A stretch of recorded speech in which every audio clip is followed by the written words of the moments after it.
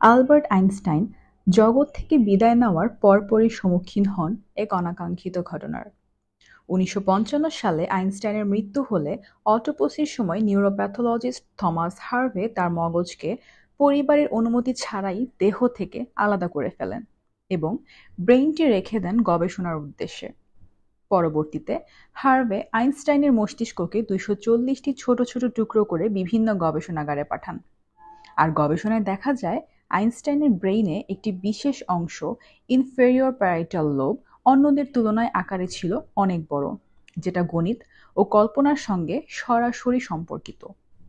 Harvey তার এই কাজের জন্য নিজের চাকরি যদিও হারিয়ে ফেলেছিলেন, তবে চাকরি হারানোর পূর্বে আমাদের মুখোমুখি করে গেছেন এক বিরাট প্রশ্নের: আইনস্টাইনের জগৎখ্যাত প্রতিভা কেবল তার মস্তিষ্কের গঠনের কারণে ছিল, নাকি ছিল তার গভীর চিন্তার ফল? প্রিয় দর্শক, আপনার উত্তরটি কমেন্টে জানাতে ভুলবেন না।